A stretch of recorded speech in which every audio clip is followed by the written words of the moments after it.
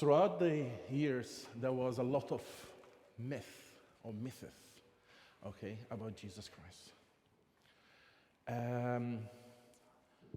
There was a big kind of a publicity for people who are not Christian about a movie saying that Christ is only an invention that the church has made by copying the pagan's deity.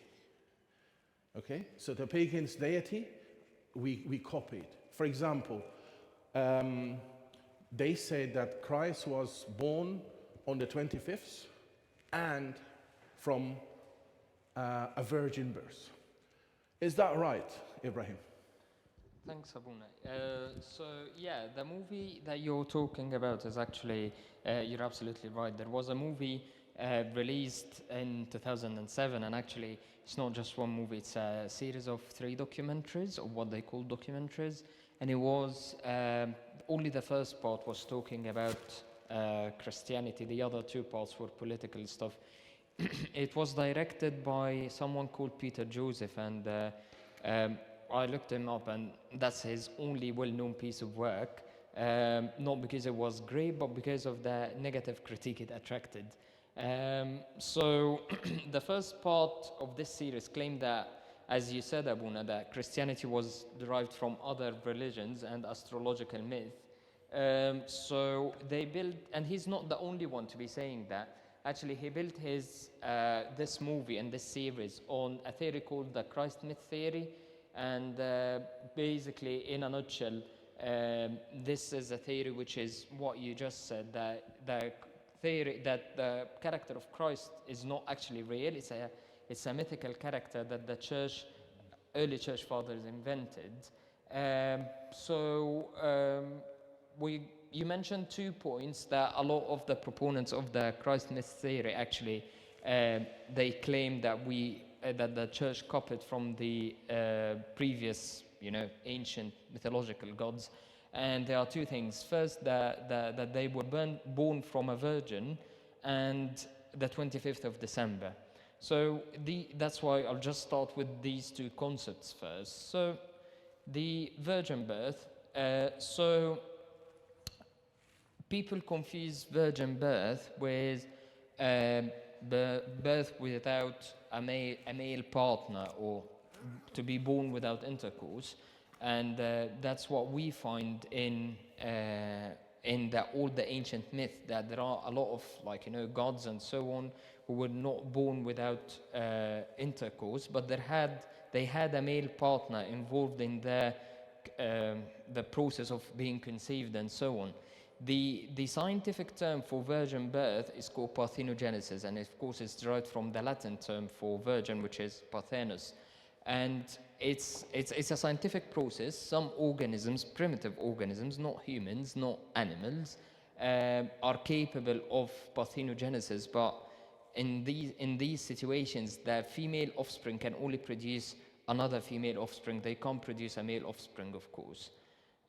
The other point that you mentioned also is the 25th of December. So, as Encyclopedia Britannica mentions, no one knows the exact date of the birth of Christ, because it wasn't a well-known celebration in the early church. The early church mainly celebrated Easter. So the first time the 25th of December was commemorated as the birth of Christ was around the year 336, so we're talking about the 4th century AD, and that was after the reign of Emperor Constantine the Great, after he declared Christianity to be one of the major religions of the Roman Empire. And the talk is that the church fathers, they chose December the 25th to remember the birth of Christ on that day, to weaken the pagan establishment at that time, which was the main religion of the Roman Empire before the Emperor Constantine. Because on that day they used to celebrate the birth of the 2 common gods, the unconquered sun, or the solar Invictus, and another deity called Mithra, which was growing popular among the Roman soldiers at that time. There are some questions about where Mithra was celebrated exactly, but that's what Encyclopedia Britannica mentions. Can I ask you something here? Yeah. Okay.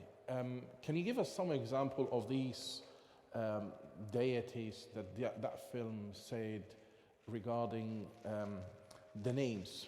Yeah, sure. Is, for example, Buddha, Yeah. Krishna part of this, or can you give us some examples? Yeah, so the film mentioned a lot of deities that the film compared them to Christ. So yeah, you're right, Abuna. So the movie claimed Buddha, Krishna, also the Egyptian god Horus, which a lot of people actually, that's one of the common gods for the this Christ myth theory proponents usually talk about, and another less known god called Dionysius is one of the Greek gods.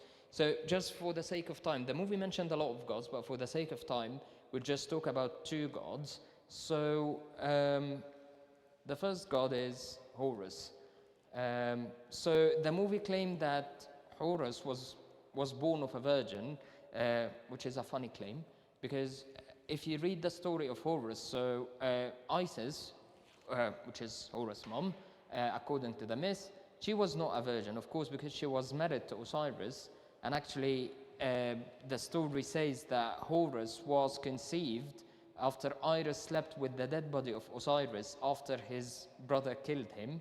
So definitely, she was not a virgin when she born Horus. The movie mentions about a character that the movie claims baptized Horus, and in that way he compares the character of Horus to our Lord Jesus Christ. And the movie mentions Anub the baptizer. Now, there is no mention at all in Egyptian history or Egyptology textbooks about this Anub the baptizer. The closest character critics could find close to Anub the baptizer is actually the Egyptian god Anubis, which you can see here, this wolf-looking god. And I'm sure if anyone visited Egypt, there are a lot of statues about this god. And this is the god of basically, the god, not the god of the dead, but actually the god who looks after the dead bodies until they get to their final judgment by Osiris, who's Horus' dad, who's the god of the dead in the Egyptian mythology. Plus, there is no mention at all in Egyptian mythology about the concept of baptism. It's a purely Judeo-Christian term and concept, not mentioned at all in the Egyptian mythology.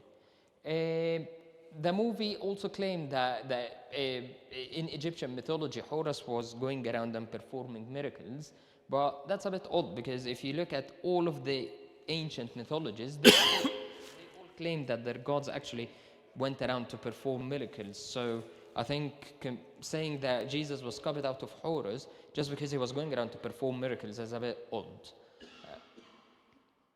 So now, the really interesting thing about the movie is that the movie made this claim that Horus raised his dad Osiris from the dead. Now, this is a very bizarre claim because that's completely contradicting the story of Horus and Osiris. So in the story, Osiris was resurrected by Isis, which is Horus's mother, was resurrected for one night, and other people say he wasn't resurrected. She had the relationship with his dead body.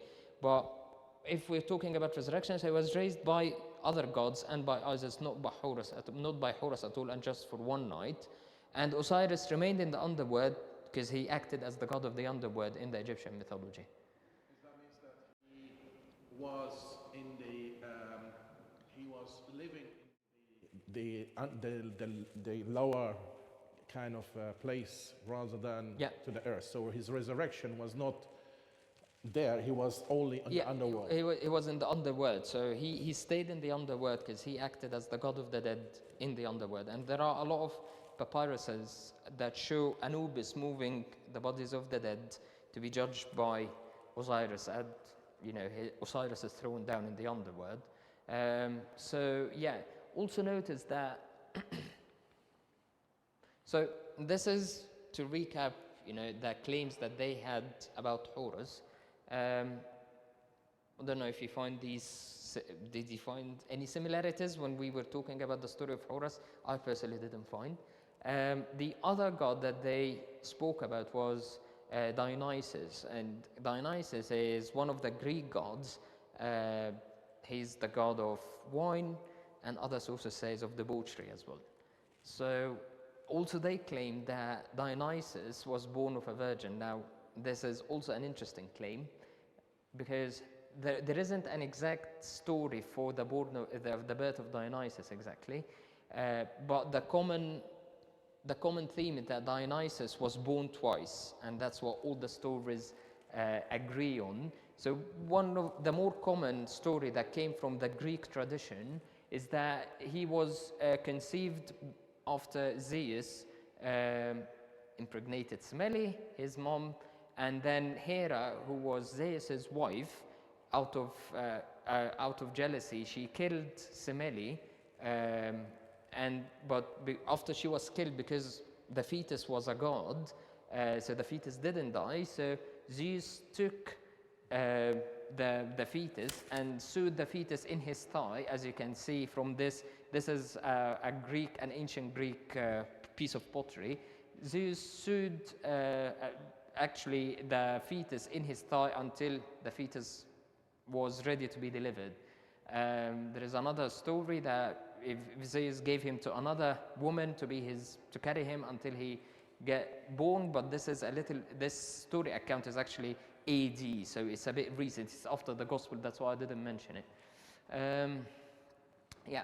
Now the very common one was that Dionysus, and they mentioned this a lot, Dionysus, there is a story where Dionysus turns water into wine. And they say, yeah, here you go. You took this story from the story of Dionysus. Now, this is also a very funny claim, because actually the first account that says that Dionysus turned water into wine was mentioned in the 2nd century AD. It's long after the Gospels were written, and actually they were thinking, it was written by one of the writers called Achilles Tatius, and it's now believed that actually Achilles Tatius copied it from the Christian Gospels, which is quite common in the Roman times, where there was this sort of competition between pagan mythologies, and Christian pagans copied a lot of themes from the Christian Gospels. So not going into the depth of the story for the sake of time, of course. Yeah. So another claim that they are making was that we copied the early church father copied the Eucharistic ritual from the followers of Dionysus, and then they used to say that the followers of Dionysus would gather together, they would celebrate his death and resurrection by bread and wine, like what we do during liturgy. So that's also a very funny claim. I don't know where they got the reference from, but there is no mention at all of any Eucharist-like ritual to be followed by the Dionysus followers. And actually, this is just some sort of perversion for one of Dionysus' death stories, which his followers, yes, celebrated.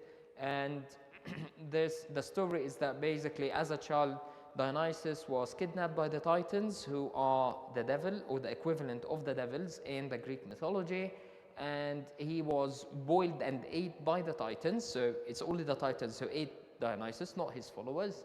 And Zeus restored him back from a heart left over.